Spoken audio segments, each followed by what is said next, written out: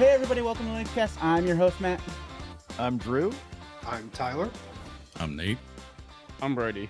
Yeah, there's an extra person here. I don't know if you guys noticed this or not. So Nope, been here the entire time. yeah, he's been like the shadow fifth member of the Linux Cast for the last 6 years. You guys have just never seen him before. And today we could say he was like our producer, but then like we wouldn't do that to you because the show is not highly produced.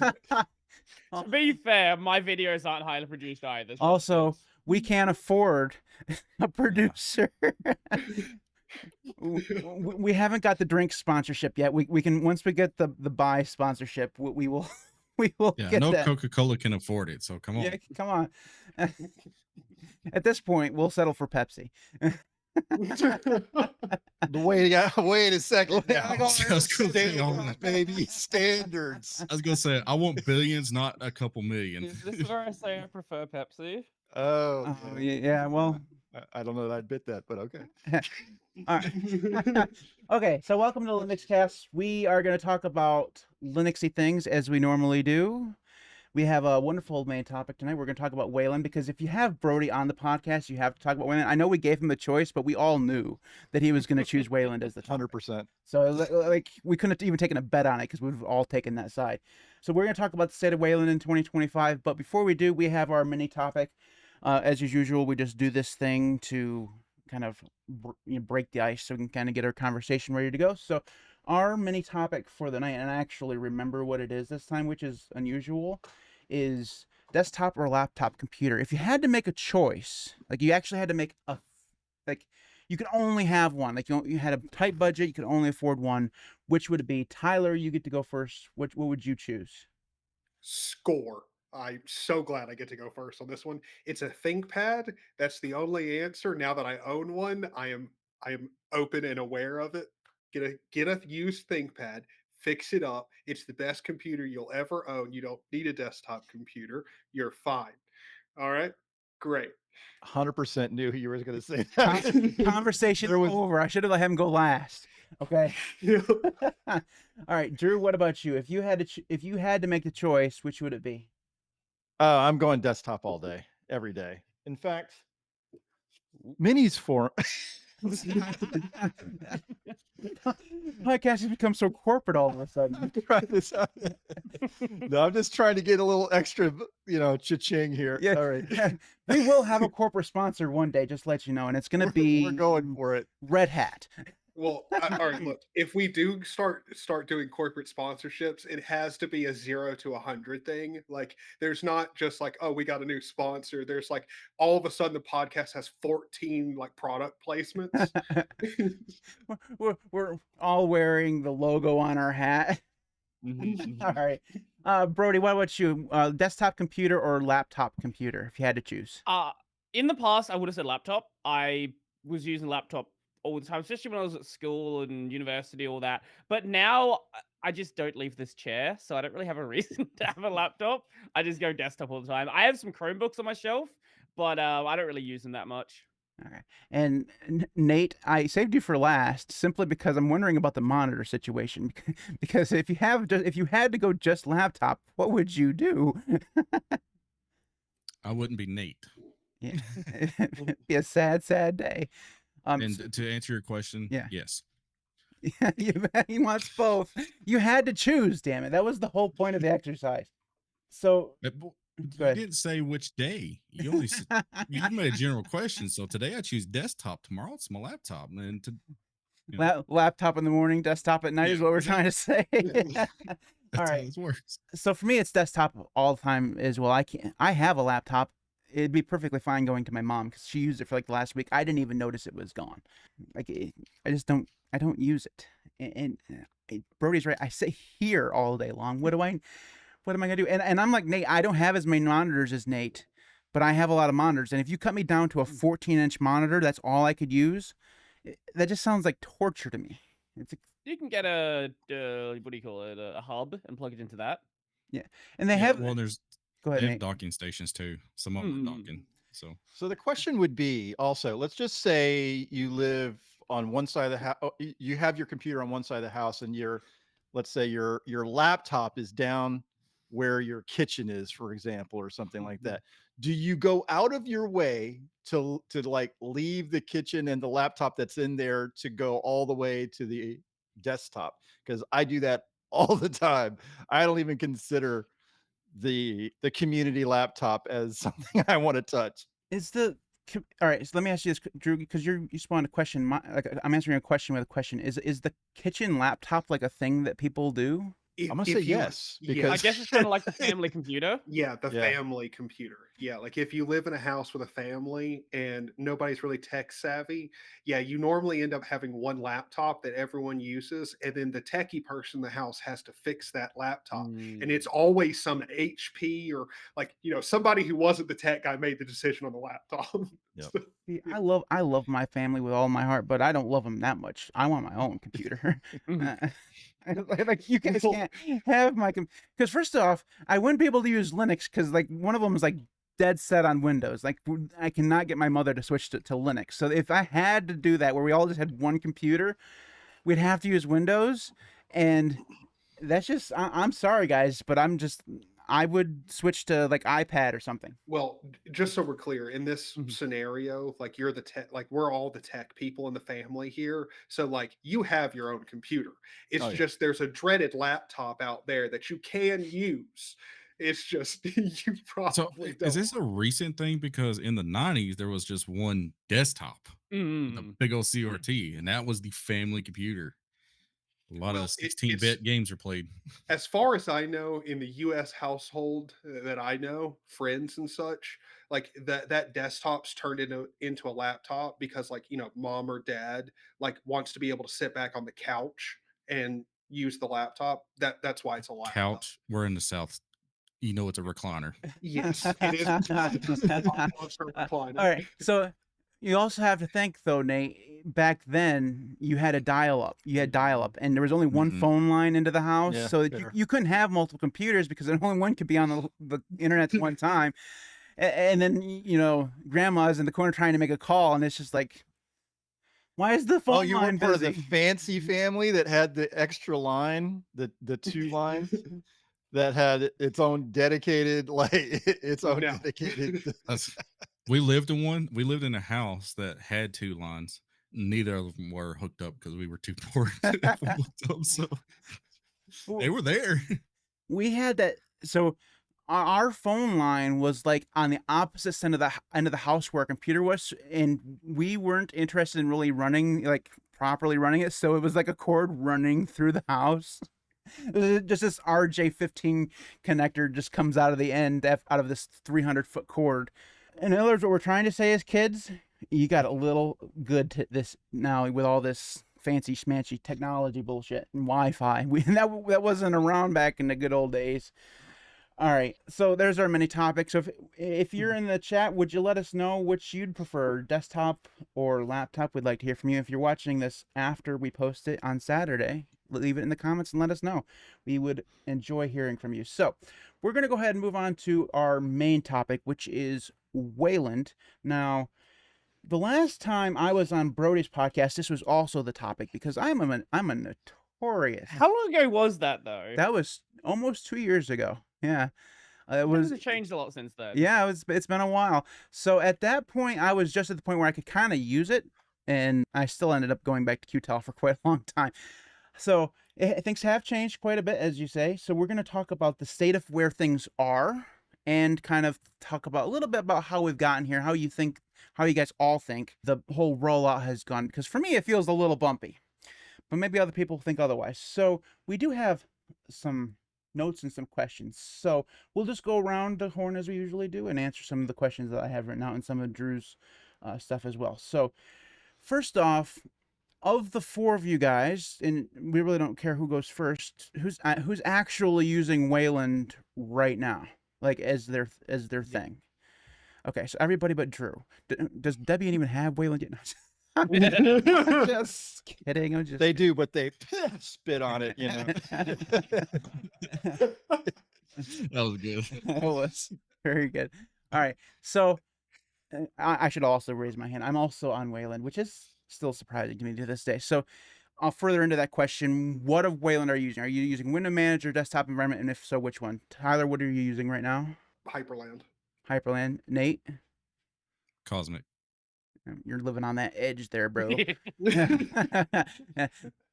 And Brodie, what are you using right now?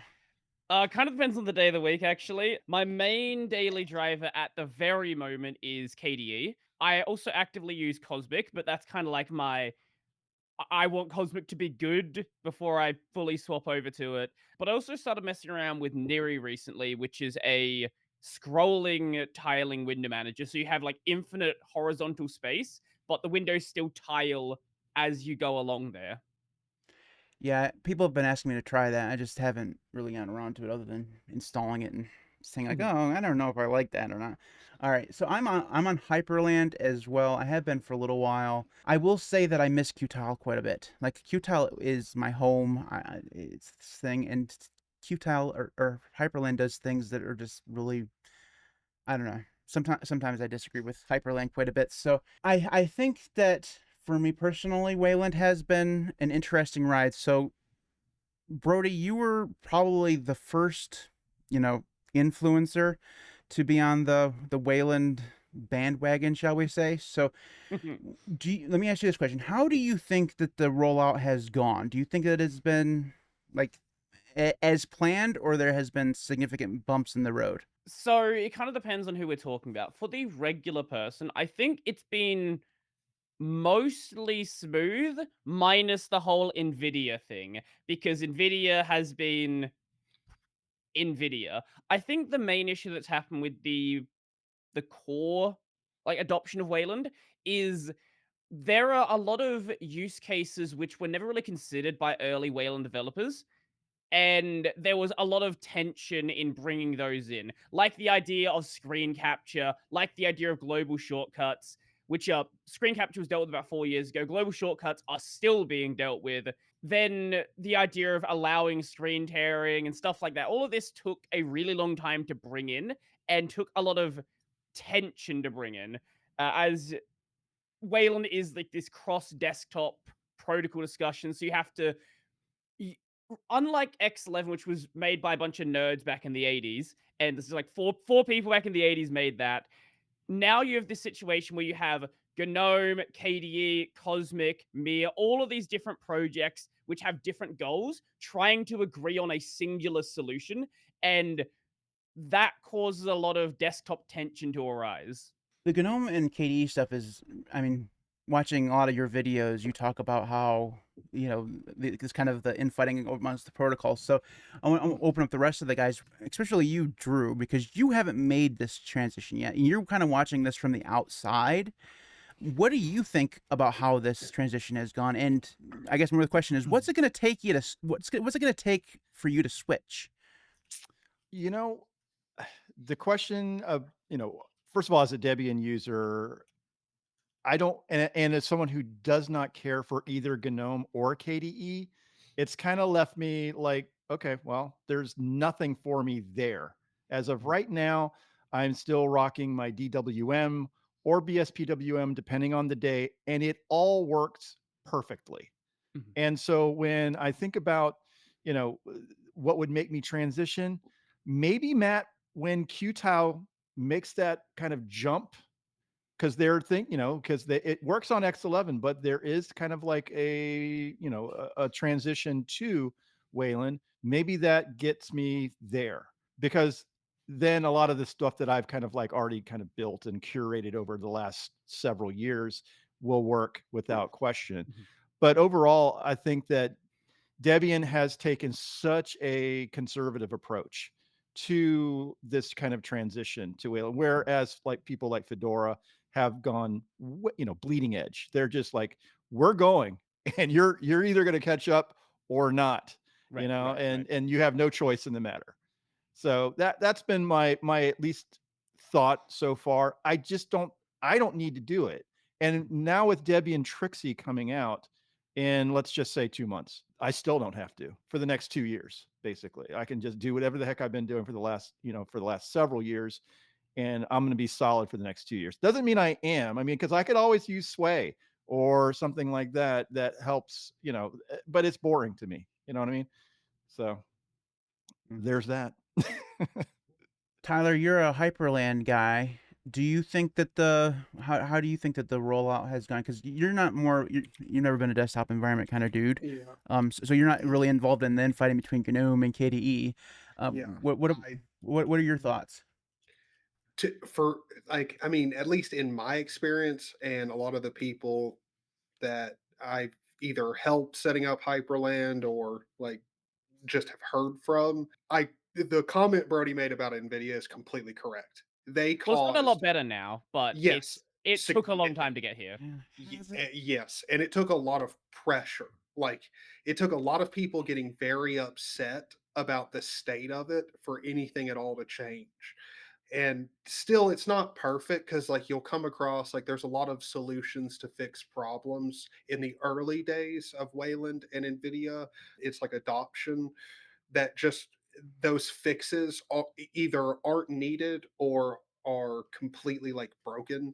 So there's some things like that. Like, for example, there was like an environment variable that you had to set. Now that does nothing. It's not like it'll fix anything and you don't need it. But for at least for me, the initial rollout, if you didn't have NVIDIA, yes, it was very fine. And also, as long as you weren't determined to use, for example, like for whatever reason, if you were determined to use the GTK portal for whatever reason, there were reasons why you probably didn't want to do that in certain use cases. Like, to me, most of that's resolved, and pretty much all of the portal implementations are, if they're not perfect, they're pretty much rock solid for most use cases.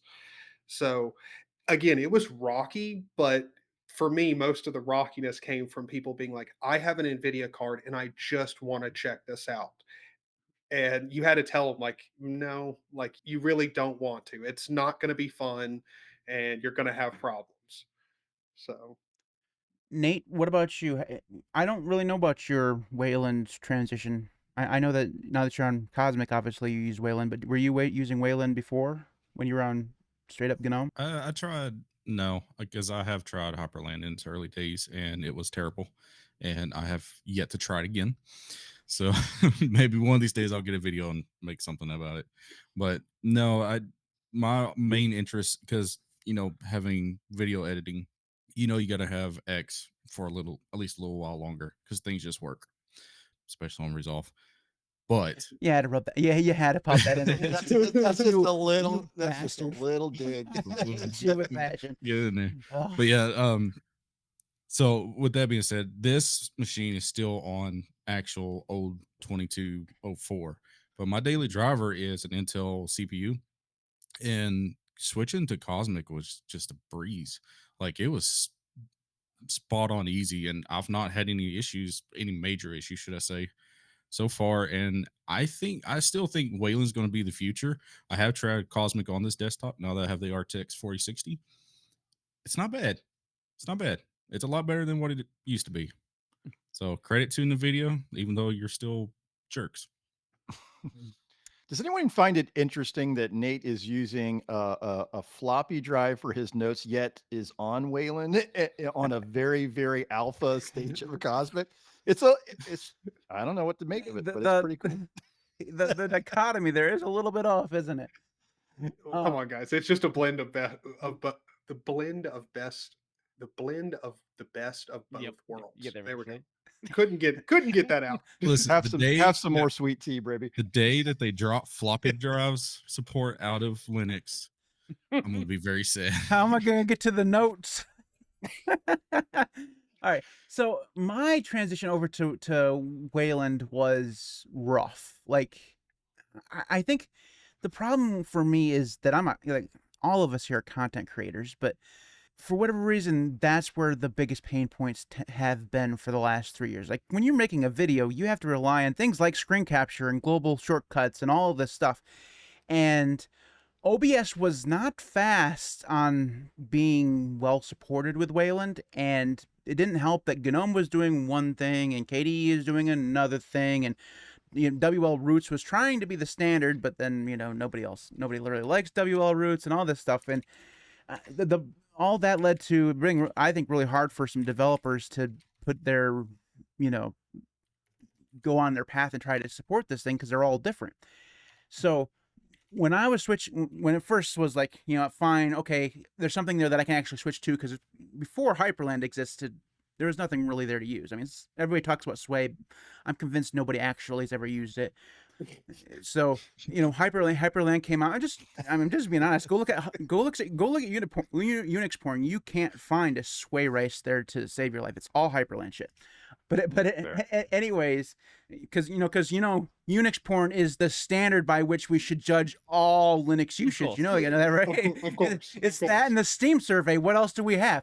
Anyways, every time I tried to make that official switch, I was always having some problems. That kept driving me back to Xorg. Also, it didn't help. It really did not help the Wayland cause that Pipewire was being done at the same time. And those initial days, if it wasn't Wayland breaking, it was something in Pipewire. If it wasn't something in Pipewire, it was something in Wayland. And it just was really hard those first. And that didn't have anything to do with the graphics card. That was everything to do with their development cycle. And granted, the problem is, you talk about those were the early days. That was 10 years into the development of Wayland. You know what I mean? Like it actually makes me think of this, is that over the last 2 years, and it'll lead to my next question. Over the last 2 years, it feels like they spent the first 10 years just like building the scaffolding up to build, right? And then this last 2 years is like, okay, we have the bones. Let's get this thing so it actually works. And that has been very impressive, because the pace of development over the last 2 years has been very, very well done, I think. So my question is this to you guys: what do you think specifically has gone right with this rollout? So Nate, seeing how you went last first, you can go first this time. What do you think has gone right with Wayland so far? Coming from a creative perspective, I would say actually audio kind of blending in with the video side has gone pretty well. In particular, like using my mixer, we all know also. Holy crap. But being able to have Wayland and Pipewire communicate together has been way better than sometimes having Pulse Audio and X try to talk together, or also because God, that was awful. But anyways, so from that aspect, I feel like they've done major leaps into the point now that you have Resolve that is still supported. You have other companies like what's the name of it? Is it Affinity or something like that? That's like a replacement for Photoshop. Like they're trying to build an actual Linux release. You have Steam, that is Valve. Good God, they're trying to push it as hard as they can because gaming. And so from a video perspective, I think it's done pretty good. The Office side of it, I'm not so sure. And we'll get to the negative stuff in a bit. We'll definitely, I'm sure, do some bitching. We can't go without it. So Drew, again, mostly from an outside user's perspective, because I keep saying that because it's very interesting, because all the rest of us are kind of like entrenched into this thing. We're all using it. You got this unique perspective. So what do you think has gone right about the transition so far? I mean, again, yeah, you're right. It's kind of the outside looking in. So I'm not like someone that has experienced some of these like transition points that you're talking about. What's I think kind of from the outside though, I think that I've kind of seen GNOME in particular really ramp up, and maybe KDE to the same degree, but I guess my mind goes towards GNOME because of its stability more than anything else. And I think that they've really built out their desktop environment more so in the last few years with the adoption of Wayland. But I could be very wrong about that too. It just seems like there's more updates to the desktop environment with GNOME kind of leading the way. So that's been interesting and impressive for me, especially because I think that so many of these distros rely on that as their kind of flagship desktop environment. So it does feel like GNOME was more at the forefront of the Wayland thing, but I have a feeling I think it's developers, similar developers. Yeah, well, a lot of them are very associated with each other, I think, more than the KDE guys, right? Brodie, you probably know more about that than I would, but it just feels like there's quite a bit of overlap there. And because of kind of like Fedora being the flagship GNOME thing, and they're also the flagship Wayland thing, it makes sense that they were kind of put in there together, right?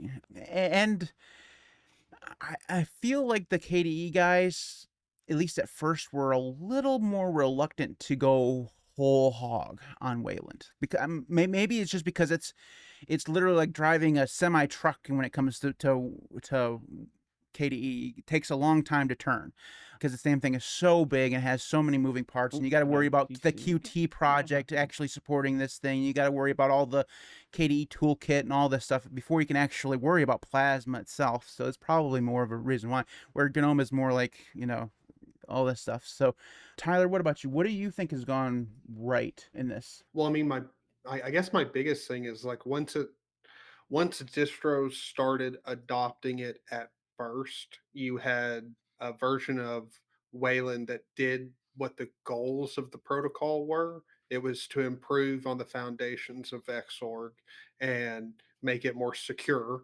Actually, make like like I have like a weird perspective on it now because I use OpenBSD, which obviously doesn't have Wayland, but does have their own version of Xorg that's been forked, and it's actually secure. It's still being maintained by the OpenBSD developers. It's got active development. It's much better. So like I I don't know, like the version of Wayland that I started using with Hyperland when Hyperland was extremely new worked. I mean, again, at the time I didn't have an NVIDIA hardware, so like that wouldn't have been a problem. But they did a really good job of, as I encountered problems, it was fixed fairly quickly, and so I didn't have a lot of problems that were strictly due to Wayland. It was the environment not being built up enough around it. So, like, I mean, for me, the rollout's been just fine. I haven't really had any problems. I've helped a lot of people out who have had real problems, but Yeah, Brodie, if your internet can, if your, as Nate says, your I tank, don't know. It's been real bad today. I don't know what's going on. it must be all the like the freezing cold temperatures or something.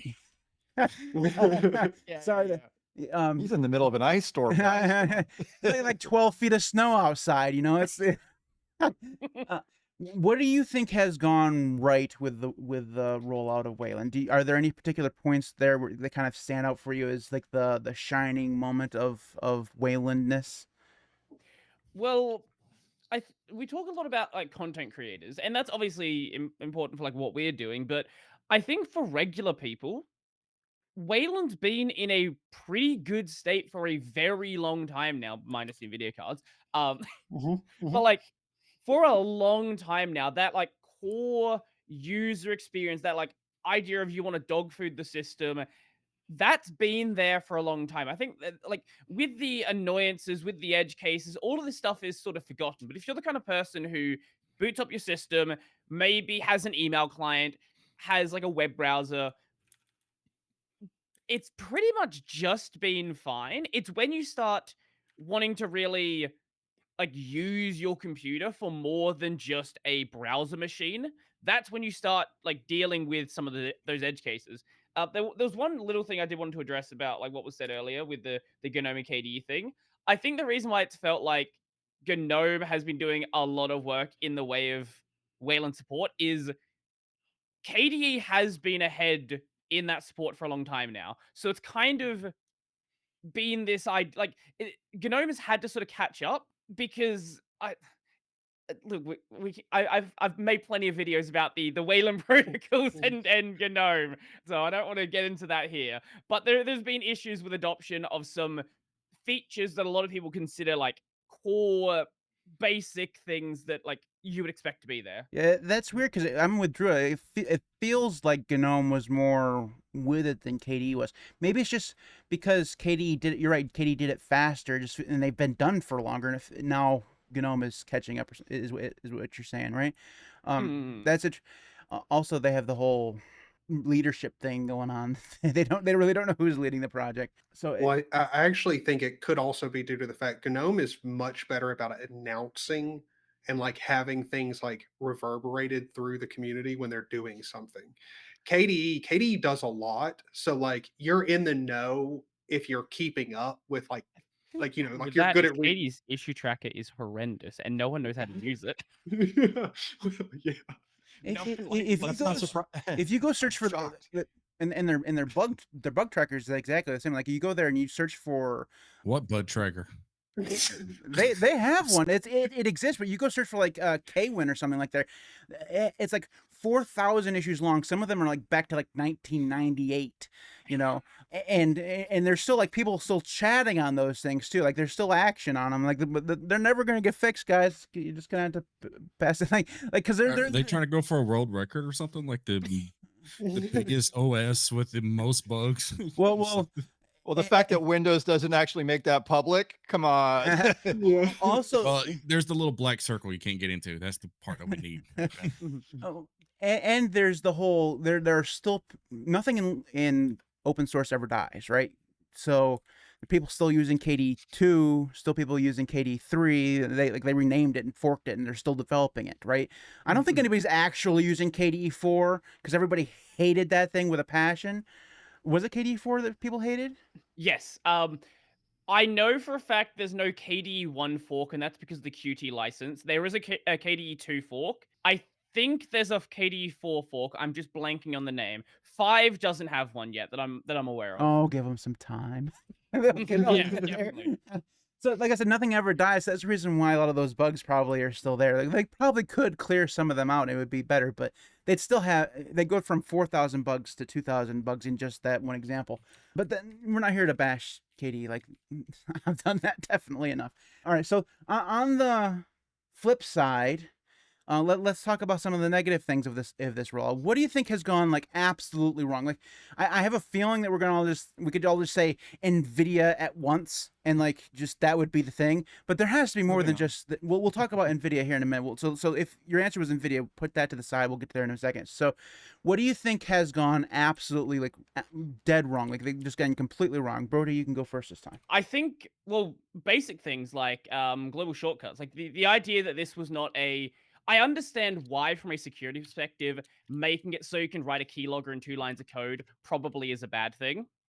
At the same time, it took us about 15 years to get to the point where it was even considered like a useful idea to be able to listen to global shortcuts. And now it's being done through portals, which you're seeing some adoption of, like some GNOME applications adopt it. I don't think any KDE applications do it yet.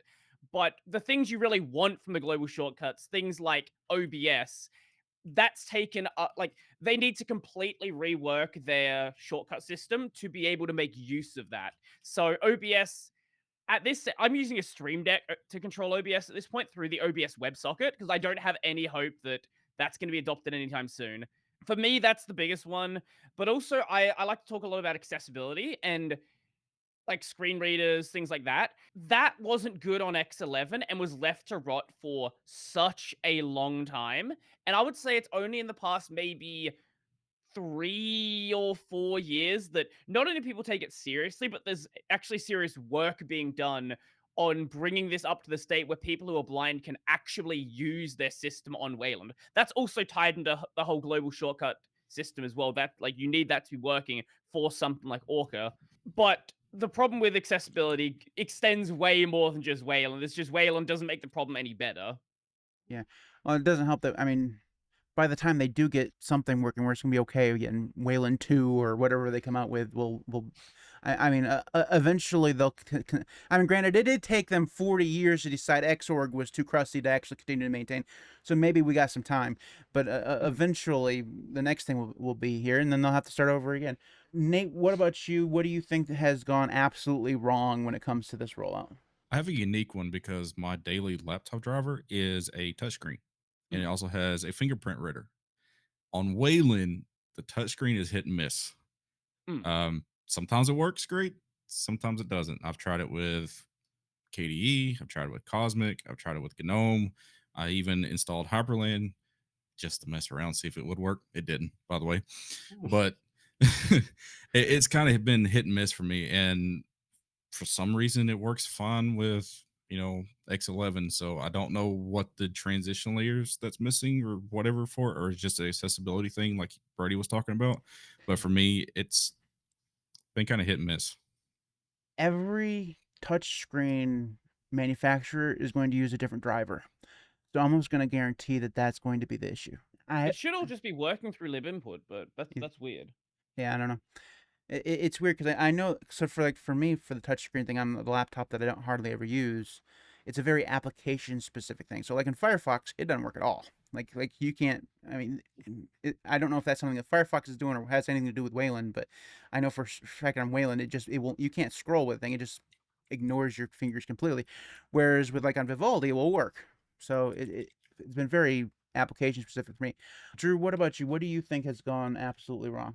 I think that, well, okay, so from my perspective, as someone who is like a window manager's nut, I, you only have a couple games in town when it comes to window managers inside of Wayland, and the fact that it actually has to be built as a compositor, I think may have kind of caused at least some hesitancy to build something new. I mean, that's why Hyperland is in such, it's as big as it is, because it's far enough along in its development cycle, and there's a lot of people interested in it, and they've got a lot of people working on it simultaneously. But beyond that, like I said before, you have Sway, and then yeah, Neary to some degree, and a few other things. But DWL was something that didn't really kind of, well, I want to say that's still there. I think it's on version 0.7 right now, and then but you need packages with that. So that, I don't know. From my perspective as a window manager user, I would have preferred it to have tools or easier development for good window managers, because I'm not going to use a desktop environment. I'm just not, and that's what probably has caused me to just dismiss it. And to your point, I mean, as far as like me again, me being a Debian user, they haven't pushed the agenda either. I haven't had to do anything beyond that.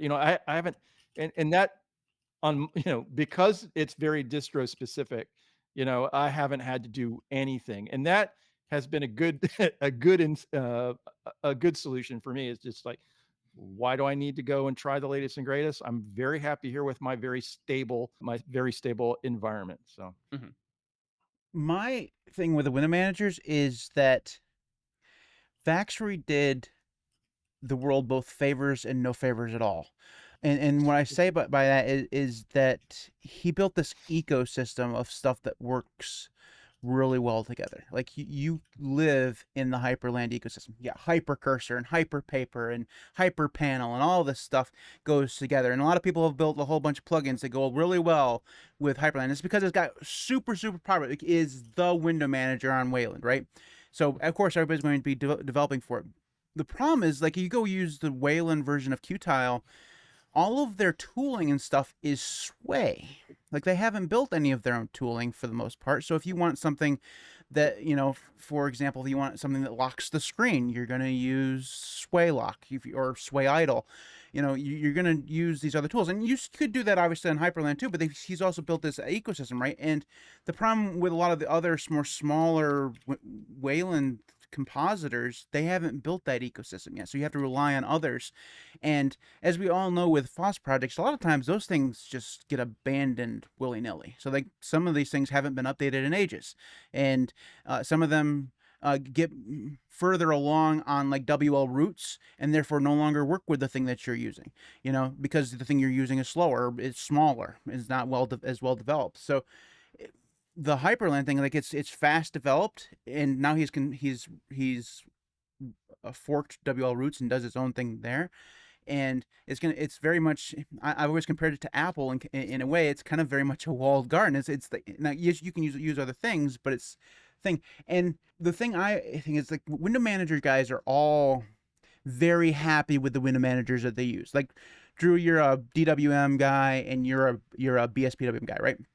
Those are two window managers that are never ever making the transition over to Wayland, like themselves. Like, maybe there's gonna be a fork someday along the road or whatever, and maybe there already is, like River or DWL. But the people who really like Xmonad, you're probably going to be using X11 for a very long time. Yes, I know that they're trying to hire someone to do Wayland for them, but I don't even know what the status of that ever ended up being. So a lot of the window manager guys are very entrenched in what they're doing with their own window managers, and therefore are very uninterested in being shoehorned basically into Hyperland or nothing. Now, that's the reason why I think Neri is very interesting, because it exists. Like, I'm happy, like finally there's something else that's gaining some support. And I'm always ready for choices. Brodie, you seemed like you had something you wanted to say. Yeah, so I don't think it's necessarily a bad thing that each of the compositors aren't building their own tooling, because this is what we also had over on the X11 side. Like, you weren't having BSPWM build the BSPWM lock screen or DWM build the DWM lock screen. One of the nice things you do get with Wayland, I think a lot of people sort of forget, is it's not just forget, it's also the fact that there is just not really great advertising of it in a lot of cases. What you want to look for with support for applications is protocol support. And the problem is a lot of these compositors don't advertise what protocols they actually support. So when you're looking around for different tooling, it can be hard to know exactly where that's going to work. Like, what subset, especially if it's not on WL Roots, or it might be like an older version, what subset of the WL Roots protocols does it support? If you're on Cosmic, what protocols does it support? If you're on GNOME or KDE, like, what does it support? There are tools you can check that now, but like, none of these I don't think a single, if there's any developers of like a desktop listening right now, in your documentation right now, go make a list of every single Wayland protocol that is supported. Just make a big list of them so they're easy to search through, so people can find where things are actually supported. That, I think, would make things so much more approachable. It's a different way of looking at things, for sure. Like, on X11, you can just assume everything's going to work if it supports X11. But as we're still like churning through protocols, trying to work out like what actually should be in the core of Wayland, just having that laid out, I think it just makes sense to do. Makes sense. Tyler, what about you? What do you think has gone wrong with the rollout of Wayland? Oh, well, I mean, all I'm going to say is kind of an extension of what Drew and like we've all been talking about is the ecosystem around it.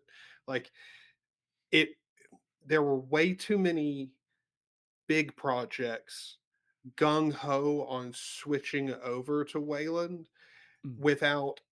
without thinking about the actual ecosystem, not even just for necessarily edge use cases, just not the bog standard typical use case. Because there was a lot of things initially where you had people who couldn't do what they were used to doing on their system because of a flaw in a way a portal worked. Something wasn't implemented in the. I mean, and like the problem with Wayland is it can be a lot of different places because your issue isn't due to just Wayland.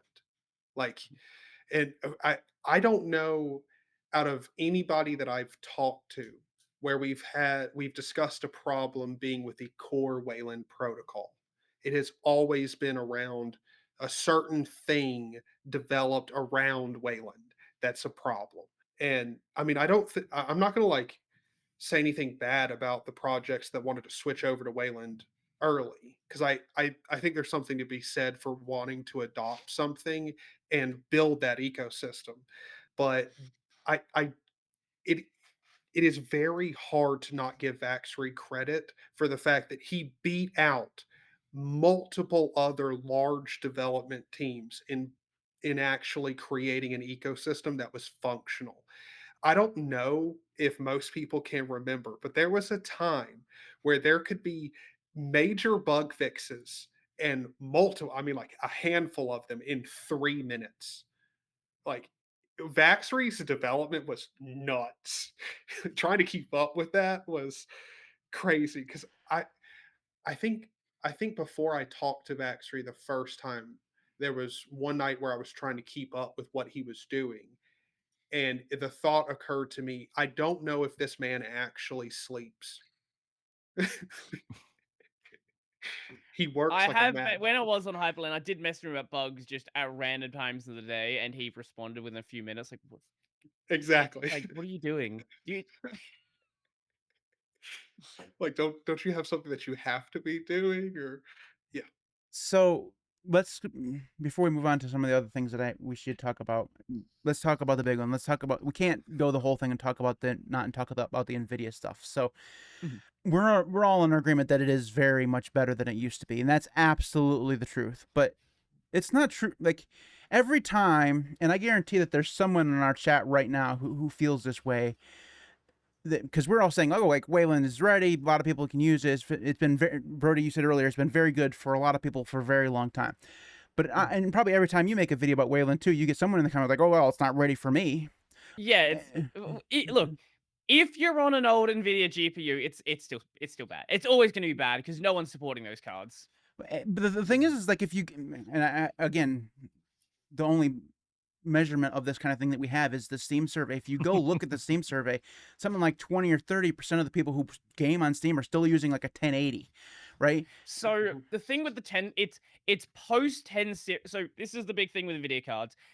Post 10 is when they did they offered what is known as the GSP firmware. The problem with the pre 10 series, I think it's from the 600 to the 10 series.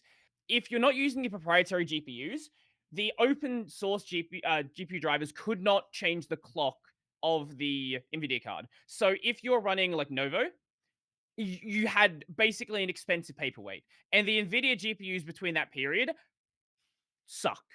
I don't think anyone's going to change their mind about that.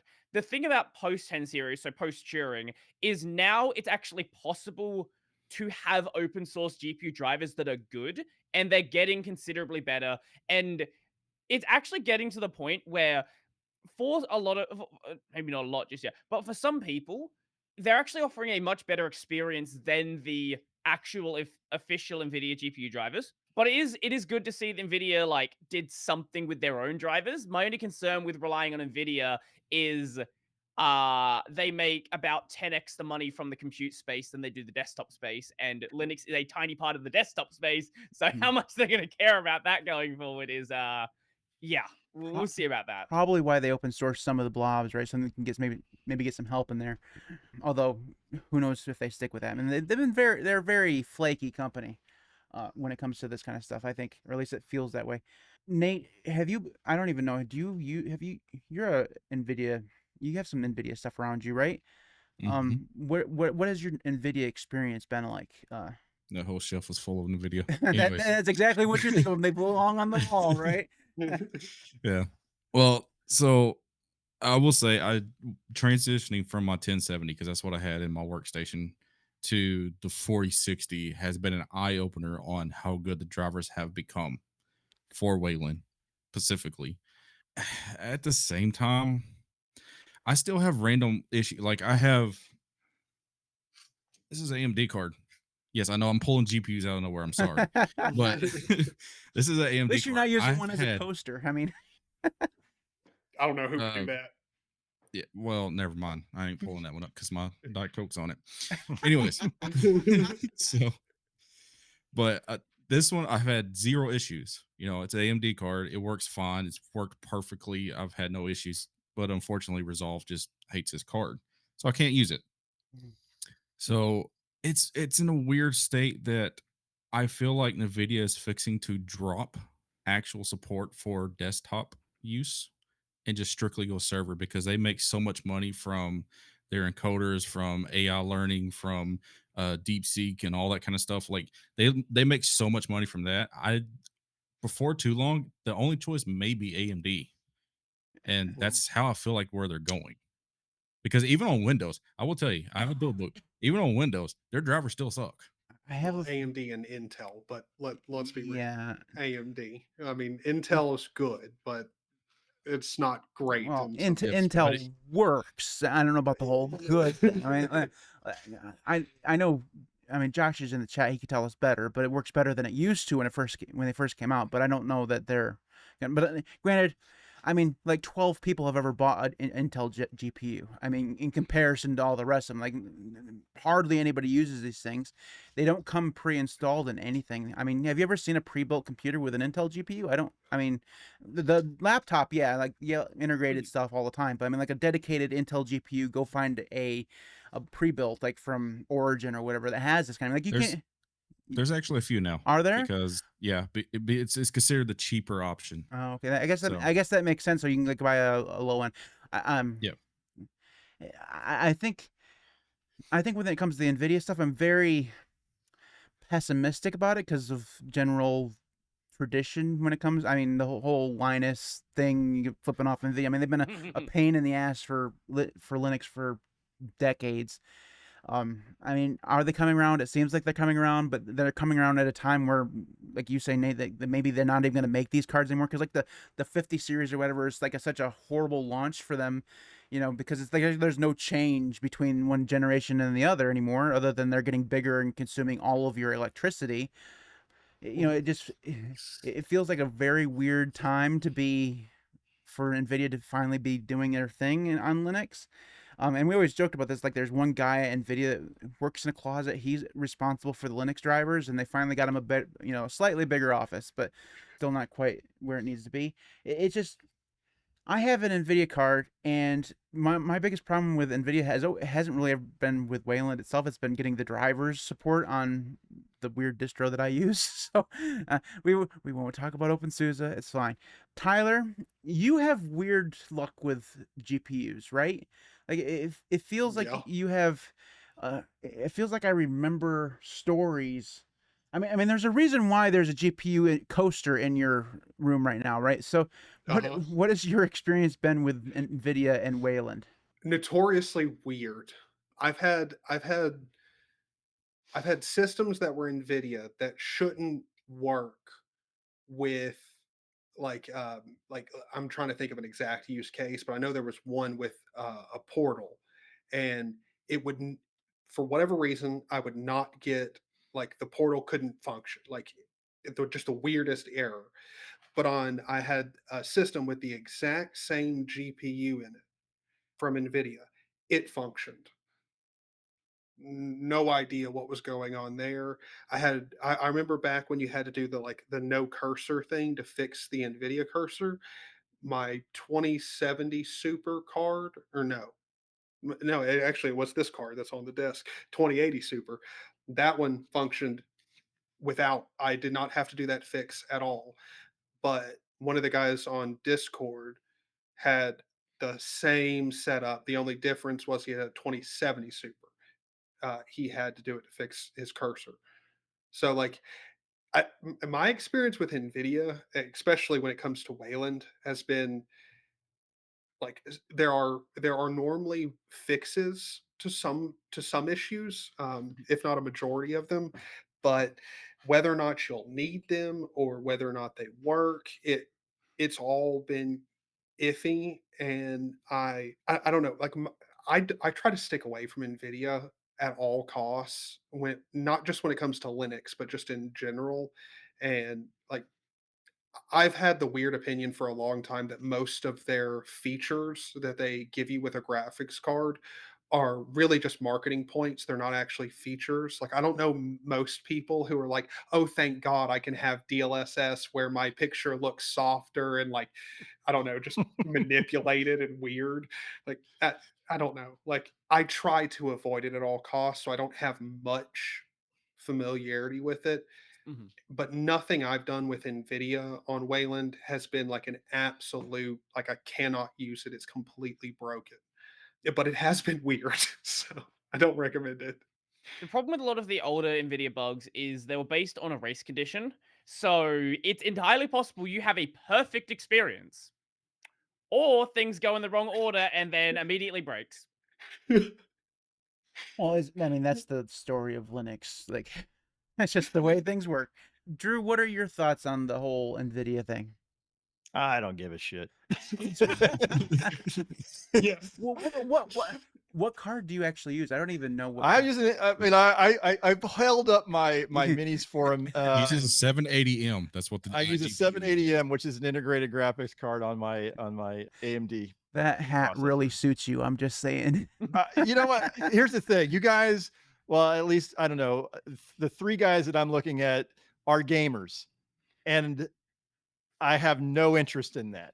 I have no interest in gaming at all. So for me, do I get my work done with what I have? Yes. And that's the end of the discussion because I just don't care about if it works, it's fine. I mean, NVIDIA, it could be at AMD, it could be at Intel. I don't care as long as I can get my shit done. You know? Well, let's be honest too. There's a reason why Pop OS got popular is because they worked with the video cards. Yeah. It's like out of the box. It's just, oh, there's the magic sauce. It's working.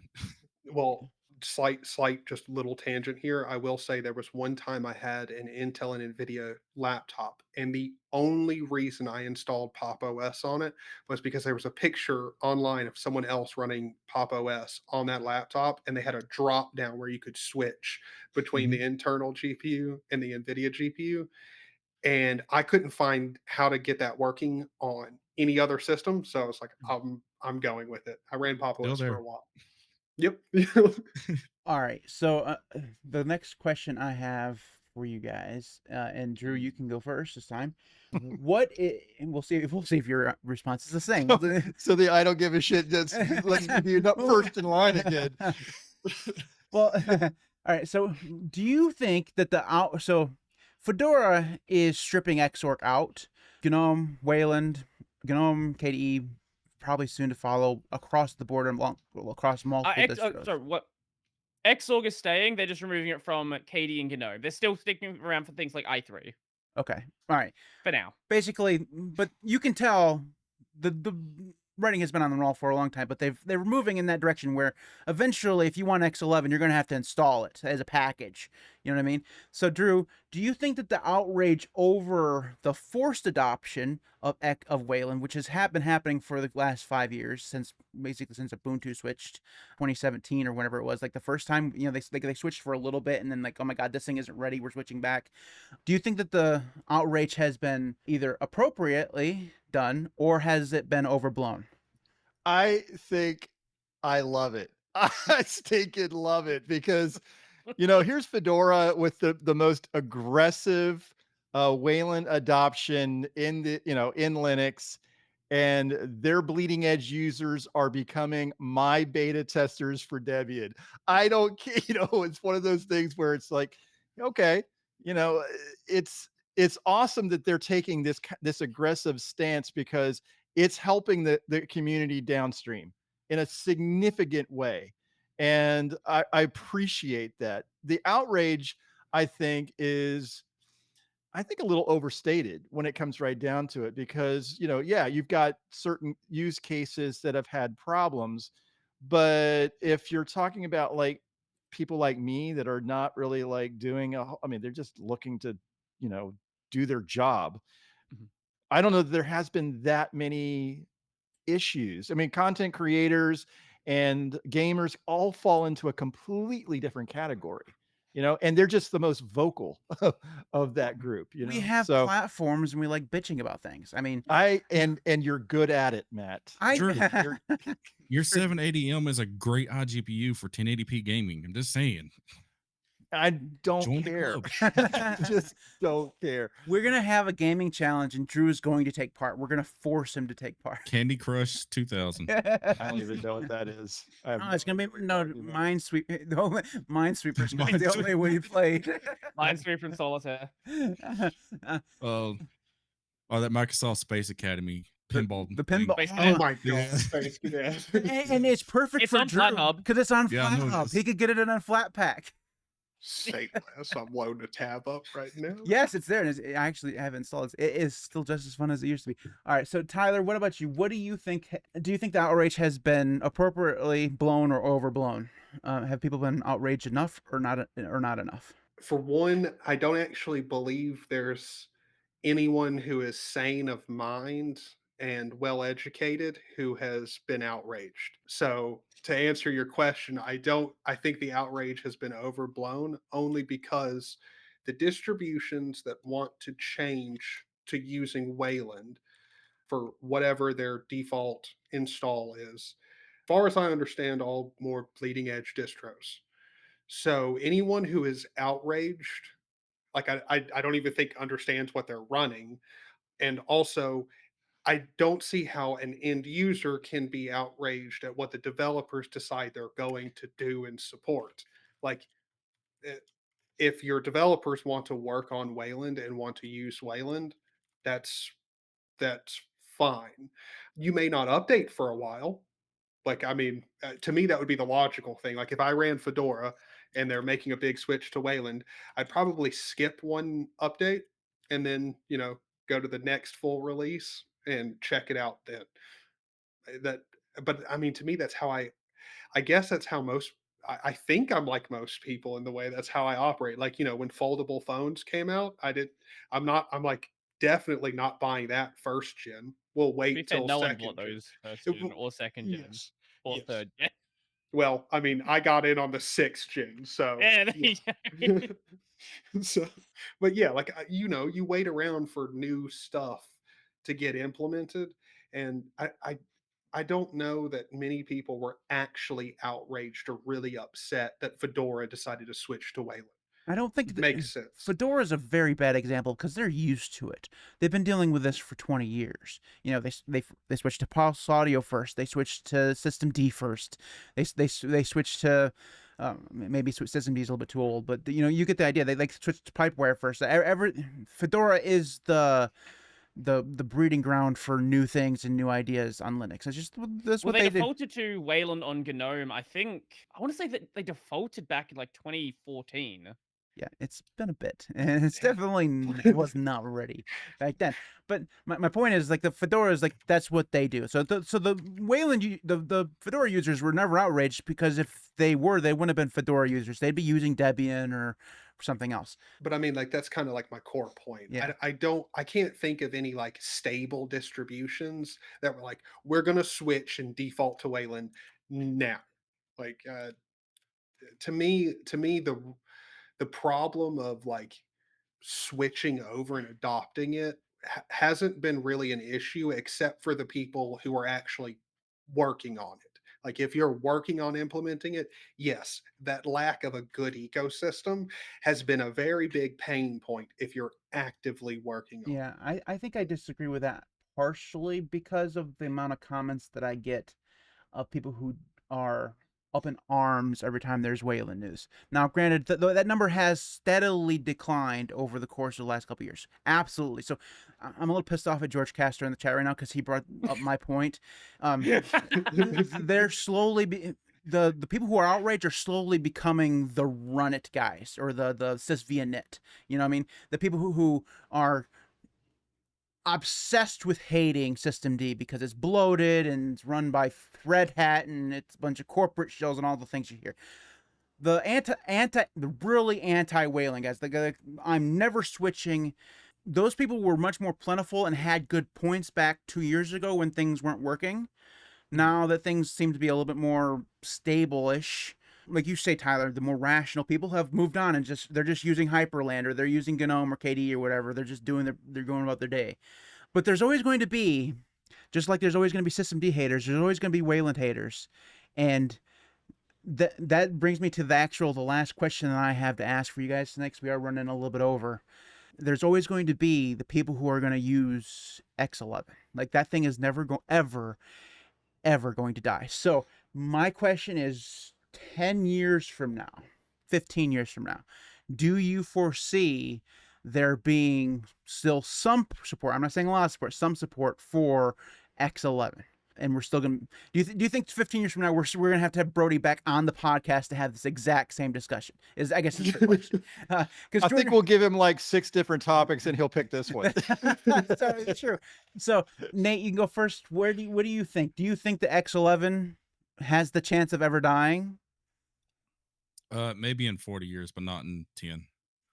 Just for a simple fact, you have a lot of like there's still a lot of old machines that's still floating around that is running Linux servers in particular.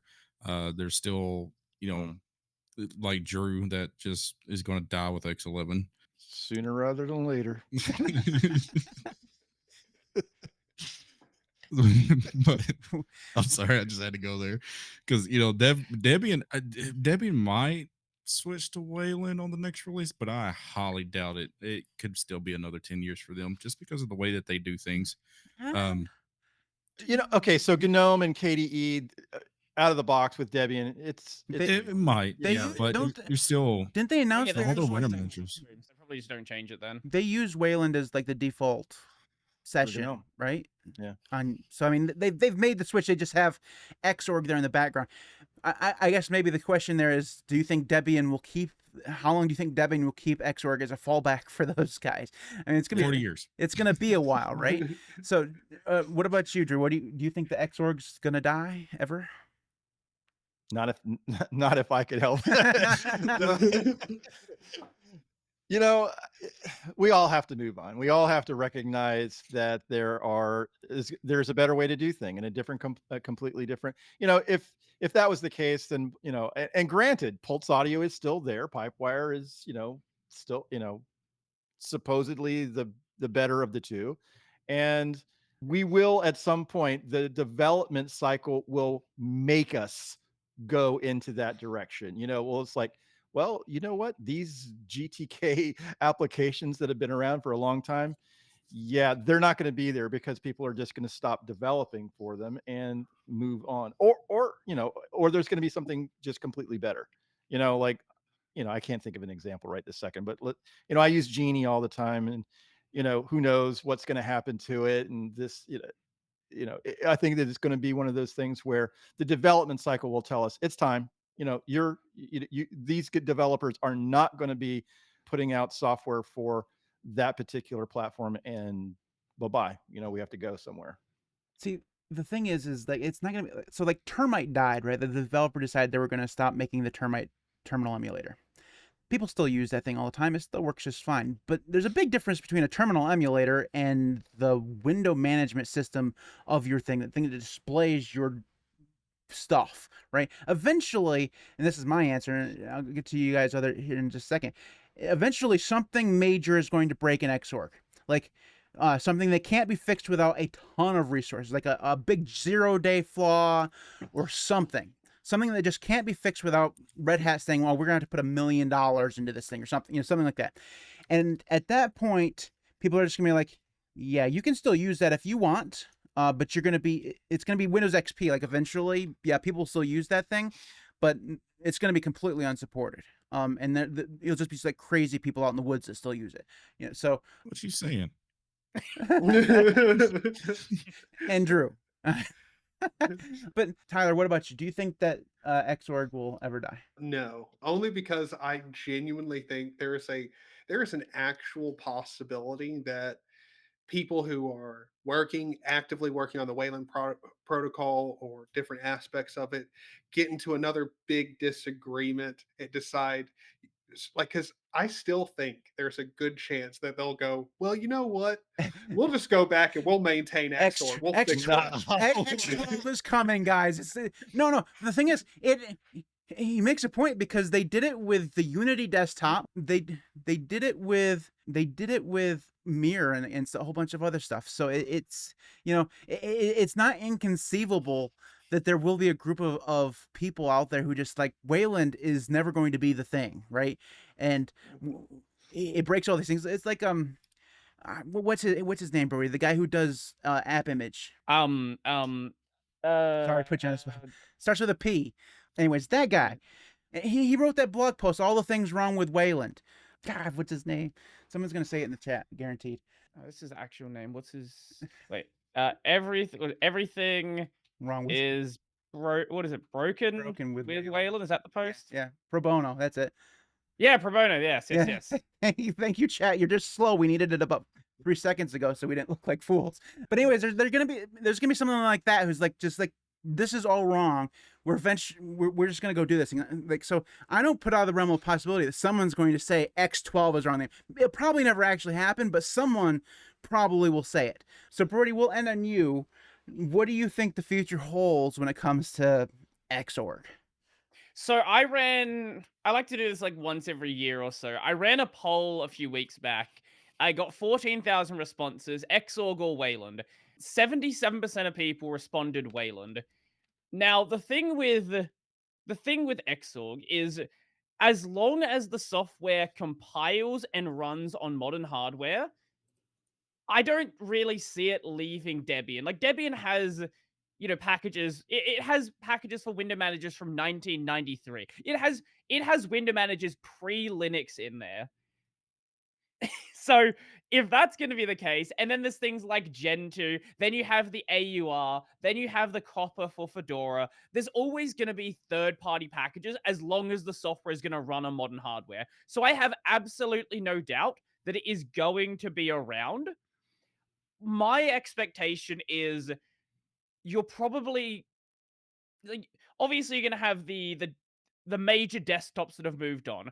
I will not be surprised if we see a fork of, like, pre Wayland being dropped in Plasma or pre Wayland being dropped in GNOME, and then someone decides to, like, make that into its own desktop, like you have with something like Trinity or Katana or, Cinnamon, Budgie, all this sort of stuff, where they build off of the existing stack taken in a new direction. So that's absolutely, almost certainly going to happen. I think the place where people are legitimately being held back, and I've spoken to. Yeah, have you seen that post floating around the FOSS world of, it was on a website called Fireborn, where it was about, like, accessibility being broken?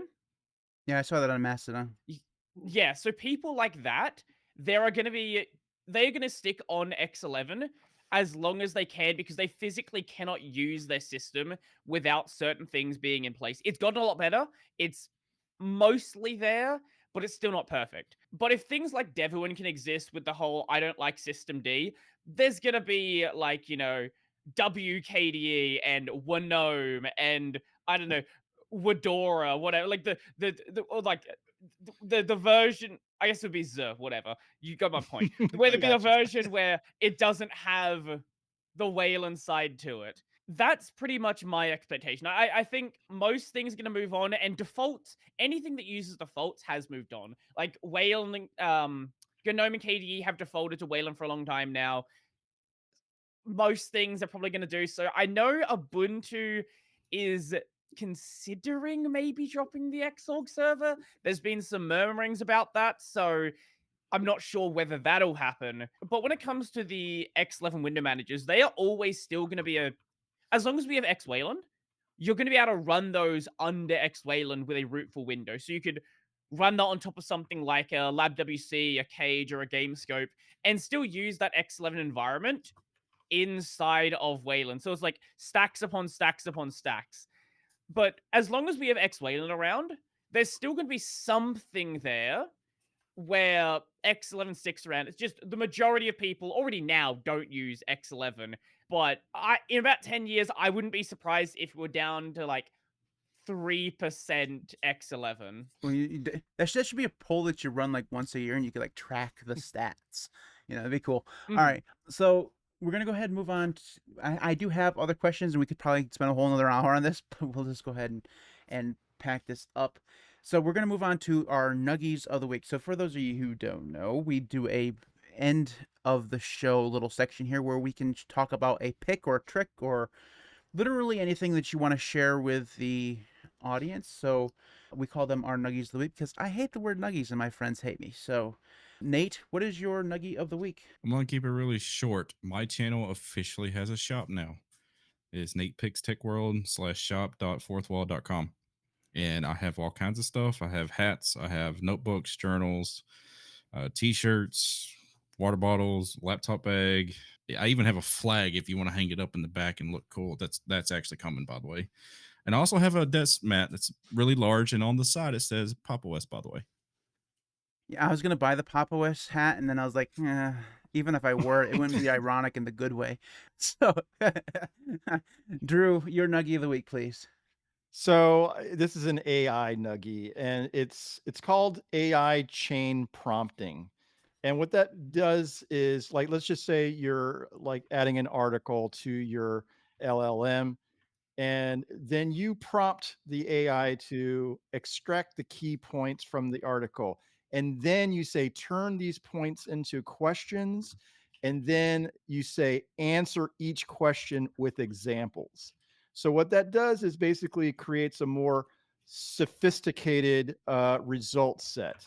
So that's what I've been looking at. It's like it's called AI chain prompting, and take it for what it is. Cool. Tyler, your nuggie of the week.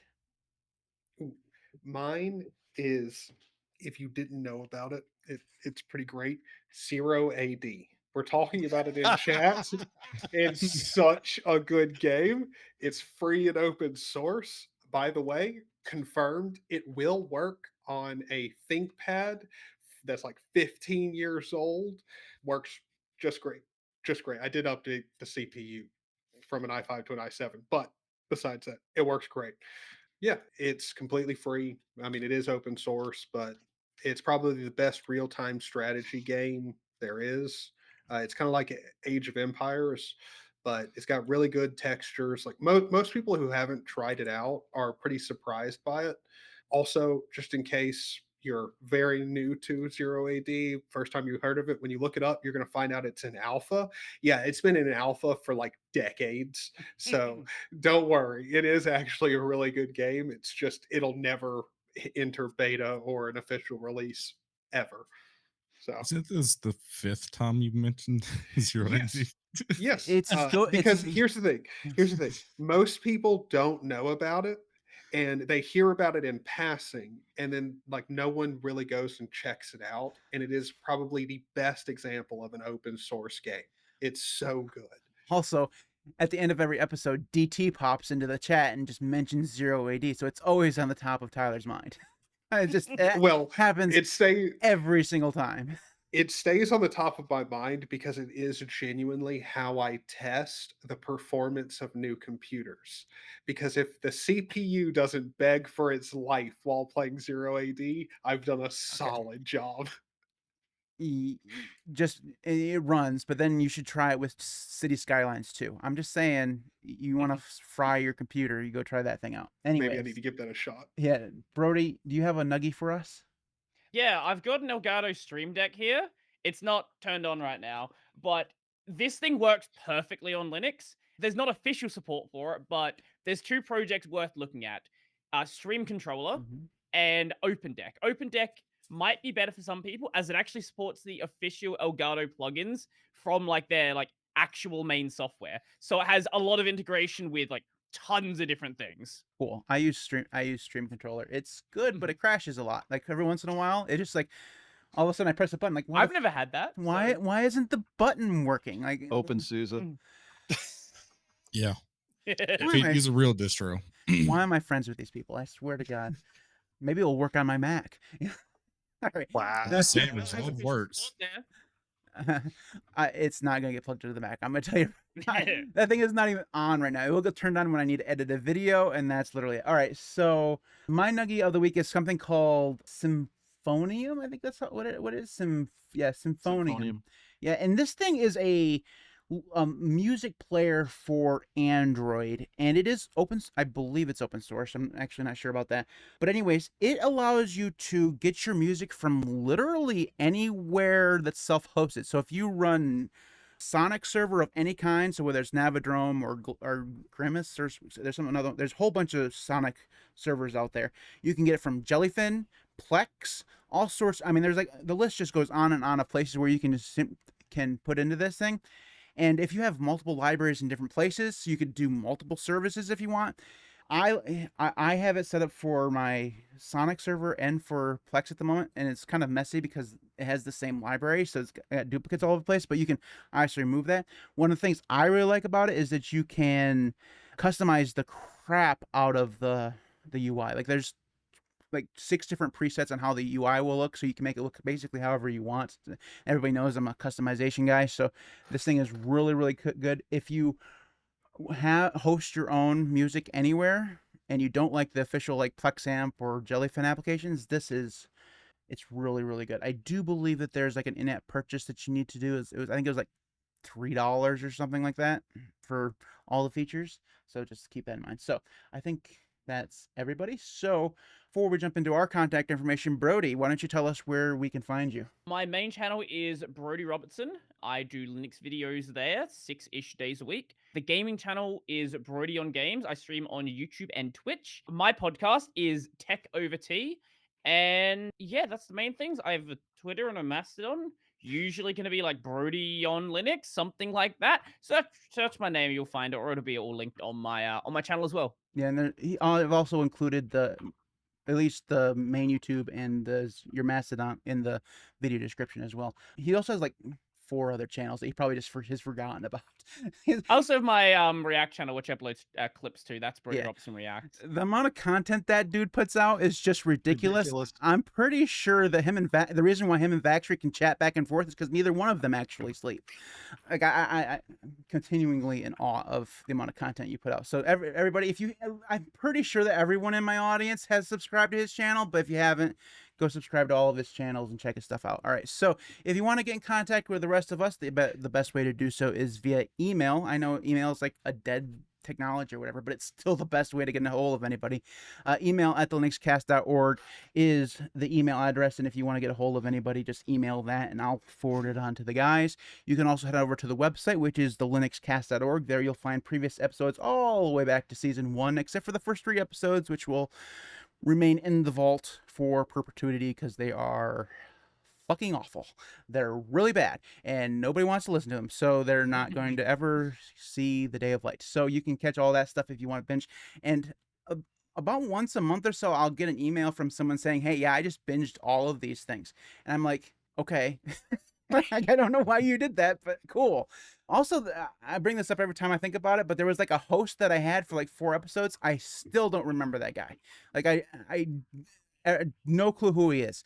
I just fandom guy. So if you're that guy, I'm sorry, I don't remember you. You're on my podcast, and my host. He's in the chat right now, Matt, just like really steaming. No, the funny thing is that eventually that'll be all of you guys. Can't remember shit. That's my deal. Anyways, you can find Drew on YouTube. He's Just a Guy Linux. He streams now. He's like a Gen Z streamer now. He like doesn't make regular content. He just makes streams. But anyways, he does content on Debian and note-taking software and self-hosting stuff and scripting, all that stuff. Go subscribe to him. He's awesome. Catch his content. Tyler has a YouTube channel. He goes in spurts. Like he discovers something, and then it's like he loses his password. He's in his password stage at the moment again. Like there was like a month ago, day after day after day of content. Like we were like, what is this universe? Tyler is making content, and then the world has returned to equilibrium. Well, just so we're clear, the only reason that has happened is because if you go and look at my GitLab, I have been doing a lot of crap on there. So you have to document it on YouTube, otherwise it doesn't exist. Did you know that this is also true? All right, anyways, he's youtube.com/ZanyOG. Catch him over there. Nate is Nate Picks Tech World on YouTube. He also actually it might have been last week when you uploaded a video, but yeah, so last week. So he uploads hardware related stuff. He's the only one of us who has cool hardware like floppy disk drives that he can actually show off. So if you're interested, my notes are done. Yeah. Anyways, so make sure you go subscribe to all of these guys on YouTube. It'd be really good. Any other contact information you can find at thelinuxcast.org/YouTube. A couple of housekeeping things. One, there is no early lug in June. So if you were waiting for the Linux user group for early June, that one's canceled. Unfortunately, I'm out of town. You guys can get together on Discord without me. That's fine. But there will be a second lug this month as usual. That's late. So the 4th Thursday, and that's at 8:15 p.m. Eastern time. And if you listen on live, you can watch us live every Tuesday at 8:00 p.m. Eastern time or thereabouts. I'm never late. You can do that on the LinuxCast YouTube channels, youtube.com/LinuxCast. And if you can't watch us live, we do post the video and the edited version, which is edited by Mr. Nate. Thank you, Nate. And we post that on Saturday evenings the time varies. Okay, sometimes Matt just can't get to it till like midnight, but eventually Saturday evenings everything there gets posted. So if you can't, I have like 40 ohms to take out at the end. hey, you want to know? I know the ending is always bad. It's because I got to catch up. I did so good earlier. I got to get all the ums. Okay. Also, screw you. Okay. I'm just saying, it's bullshit. I have the worst friends. Okay. I'm just gonna put that out there. Best Watch our friends. podcast. We'll see you guys next week. Get out of my life. Okay.